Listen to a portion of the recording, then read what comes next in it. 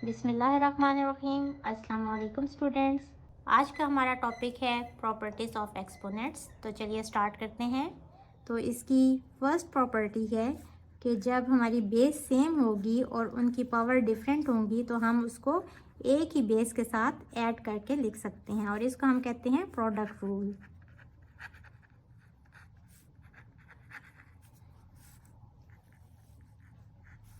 Second part देखें, इसको हम कहते हैं कोशेंट रूल। ये आपके पास अगर कोशेंट की फॉर्म में होगा तो आप उसको माइनस करके लिख सकते हैं और वाइस वर्सा हम इसी तरह कर सकते हैं कि अगर हमारे पास ये साइड होगी, बीच में नेगेटिव साइन है, दो उसके एक्सपोनेंट्स के बीच में और बेस सेम है, तो हम उसको इस फॉर्म में भी लिख सकते हैं। थर्ड पार्ट है इसका, थर्ड प्रॉपर्टी है इसकी कि आपके पास पावर में अगर नेगेटिव नंबर है तो हम उसको कोशेंट फॉर्म में लिख सकते हैं, पावर पॉजिटिव हो जाएगी और इसको हम नेगेटिव एक्सपोनेंट कहते हैं।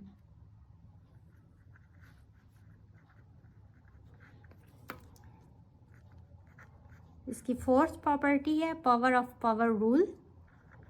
एक ही बेस की पावर है m और फिर उसकी पावर है n, तो उसको आप प्रोडक्ट की फॉर्म में लिख सकते हैं। पावर्स आपस में मल्टीप्लाई हो जाएंगी, इसको कहते हैं power of power rule. Fifth property है इसकी, अगर आपके पास बेस चेंज हैं, दो डिफरेंट बेस हैं, एक x है एक y है और इसकी पावर n है, तो आप इसको अलग अलग दोनों के ऊपर लिख सकते हैं। लाइक अगर 6 square which is equals to 2 multiply by 3 square, अब यहाँ 2 इज़ डिफरेंट देन 3, तो आप इसको 2 स्क्वेयर मल्टीप्लाई बाई 3 स्क्वेयर करके लिख सकते हैं, तो आंसर इसका भी 36 ही आएगा। सिक्स्थ पार्ट है, अंदर वाली वैल्यू आपके पास डिवाइड हो रही है और आपके पास इसका एक्सपोनेंट सेम है, तो आप अलग अलग इसका एक्सपोनेंट पावर में लिख सकते हैं।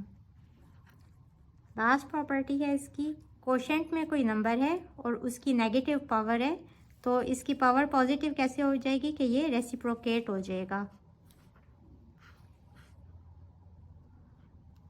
Exercise 1.2 question number 2, write each expression as an equivalent radical expression and simplify it. इसकी रेडिकल एक्सप्रेशन लिखनी है और उसके बाद इसको सिंप्लीफाई करना है। अच्छा जी, इसका पार्ट 1 देखें।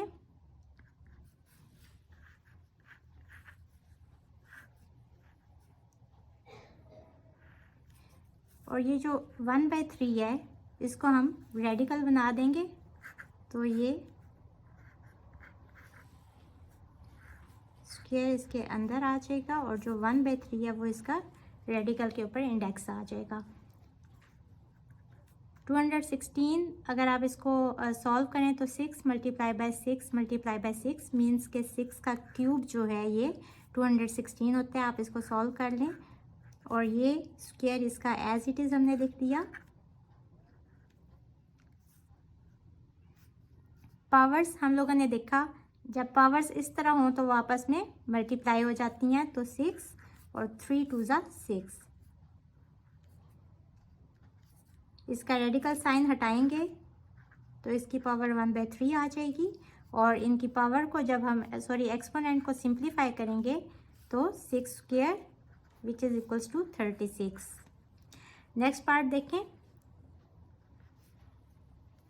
It's very simple. यहाँ सिर्फ इसका अंडर रूट आ जाएगा और ये मज़ीद सिंप्लीफाई नहीं हो सकेगा। इसका थर्ड पार्ट देखें। सबसे पहले हम इसकी रेडिकल फॉर्म लिखेंगे। 1/32 इसका इंडेक्स 5 आ जाएगा और 32 equals to 2 raise to the power 5।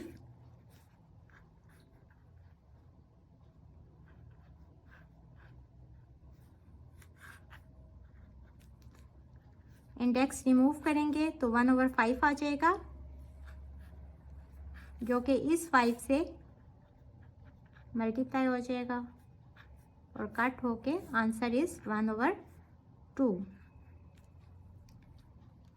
अच्छा जी, इसका फोर्थ पार्ट देखें। 6 की पावर 3 इक्वल्स टू 216 होता है।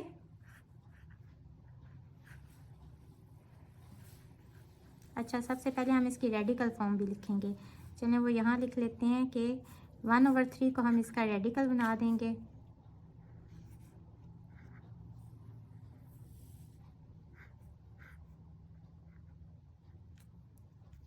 -2 की वजह से हम इसको कोशेंट फॉर्म में लिख लेंगे।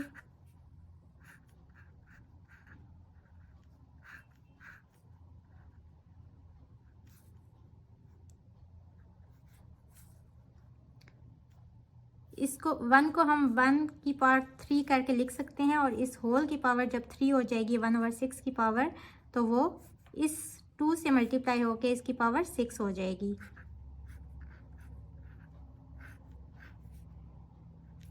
ये वाला 3 1 का भी क्यूब हो गया, तो ये 3 मल्टीप्लाई बाई ये वाली पावर 2,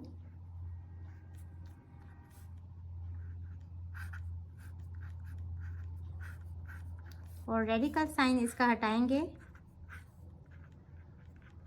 सिंप्लीफाई करेंगे।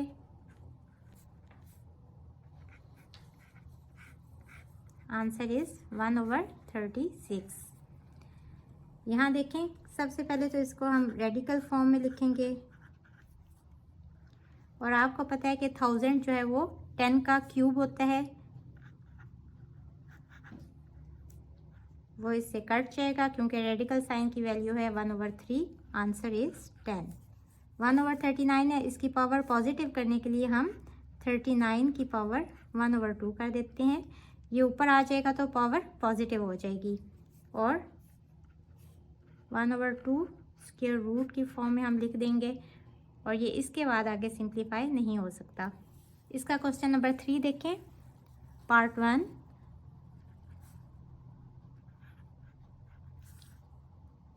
रेडिकल साइन हटाएंगे तो 1/3 की पावर आ जाएगी, और इसको 5 की पावर 2/3 करके हम लिख सकते हैं।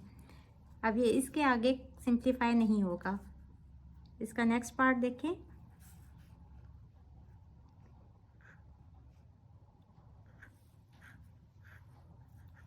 रेडिकल की वैल्यू है, रेडिकल साइन की वैल्यू है 1/4। सिंप्लीफाई करने से 4 2 ज़ा 8, 10 की पावर 2 हो जाएगी, और आंसर इज 100।